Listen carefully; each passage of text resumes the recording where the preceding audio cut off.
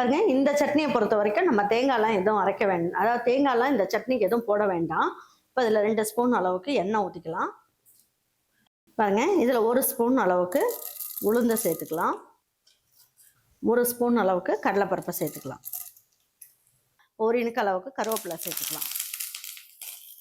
இதில் ஒரு 5 பல்லு அளவுக்கு பூண்டு சேர்த்துக்கலாம். இதுலேயே நம்ம என்ன பண்ணுவோம், இந்த குடமிளகாயும் சேர்த்துருவோம்.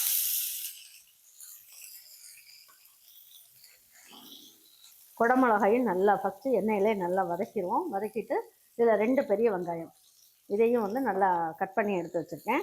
இதை எல்லாமே ஒன்றா போட்டு நல்லா வதக்கிக்கலாம். இதுலேயே நம்ம வந்து ஒரு பாதி அளவுக்கு கேரட்டை பொடியாக கட் பண்ணியிருக்கேன். இதையும் சேர்த்துக்கோங்க. நல்ல ஒரு எனர்ஜியாக இருக்கும் இந்த சட்னிலாம் சாப்பிடும் போது. கேரட்லாம் பிள்ளைங்க வந்து சாப்பிட மாட்டாங்க. இந்த சட்னியில் கொஞ்சம் கலந்து கொடுக்கும் போது சாப்பிட்ருவாங்க. இது நம்ம தேங்காய்லாம் எதுவும் சேர்க்க வேண்டாம். இதில் 3 பச்சை மிளகா எடுத்து வச்சுருக்கேன். 3 பச்சை மிளகா சேர்த்துக்குவோம். கொஞ்சமாக மல்லி இலை, கொஞ்சமாக வாசனைக்காக. இந்த சட்னிக்கு தேவையான அளவுக்கு உப்பையும் சேர்த்துடலாம். பாருங்க, நம்மக்கிட்ட வந்து குருணை பெருங்காயம், கட்டி பெருங்காயம், தூள் பெருங்காயம் எல்லாமே இருக்குது. நான் வந்து சமையலில் நான் சேர்க்குறதுன்னு பார்த்தீங்கன்னா குருணை பெருங்காயம் தான். உங்களுக்கு நான் வீடியோவில் காட்டும் போது நான் போடுவேன். தூள் பெருங்காயம் வந்து இந்த மாதிரி சட்னியெல்லாம் வந்து தாளிக்கும் போது, பொங்கல் தாளிக்கும் போது அப்போல்லாம் வந்து தூள் பெருங்காயமும் போட்டுக்கலாம். ரொம்ப நல்லாயிருக்கும். அது மாதிரி கட்டி பெருங்காயன்றது ஊறுகாய் செய்யும் போது, பொடி அரைக்கும் போதெல்லாம் கட்டி பெருங்காயம் சேர்த்துக்கலாம். ரொம்ப நல்லாயிருக்கும். 3மே நம்மக்கிட்ட கிடைக்கும். வேணுன்றவங்க வாங்கிக்கோங்க. நல்லா வாசனையாக சூப்பராக இருக்கும். பாருங்க, இதுலேயே ஒரு 2 புளியங்கொட்டை சைஸுக்கு புளி எடுத்து வச்சுக்கலாம். இதை நல்லா பிச்சு போட்டுக்குவோம். அப்போ தான் வந்து நல்லா எல்லாம் ஒன்றா சேர்ந்து நல்லா வதங்கும். நல்லா கொஞ்சம் ஒரு புளிப்பு, இனிப்பு, காரத்தோட சட்னி சூப்பராக இருக்கும். ஒரே மாதிரி பசங்களுக்கு சட்னி அரைக்கிறதுக்கு பதில் இந்த மாதிரி அரைச்சி கொடுக்கும்போது நல்ல டேஸ்ட்டாக இருக்கும். விரும்பி சாப்பிடுவாங்க. இப்போ இதில் வந்து நான் என்ன பண்ண போகிறேன், இதில் நம்ம தேங்காயெல்லாம் சேர்க்க போகிறதுல 2 டேபிள் ஸ்பூன் அளவுக்கு பொட்டுக்கடலை.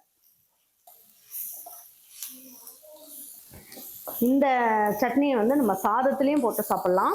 அதே நேரத்தில் நீங்கள் இட்லி, தோசை, சப்பாத்திக்கு வச்சு சாப்பிட்லாம். இது ரொம்ப வதங்கணும்னு அவசியம் இல்லை. ஒரு 3/4 பதம் வதங்கினா போதும். இப்போ ஸ்டவ் ஆஃப் பண்ணிடலாம். ஒரு 10 நிமிஷம் ஆறட்டும். ஆறுனதுக்கப்புறம் அரைச்சி எடுத்துடலாம்.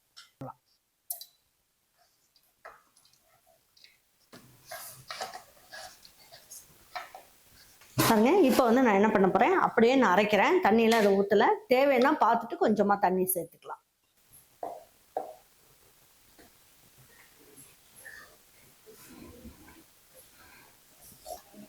பாருங்க, கொஞ்சமாக தண்ணி ஊற்றிருக்கேன். ஊற்றிட்டு இதிலே ஊற்றிக்கலாம்.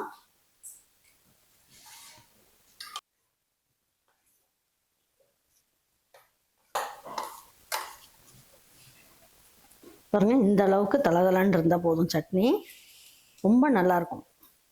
வாங்க இதுக்கு ஒரு தாளிப்பு கொடுத்துடலாம்.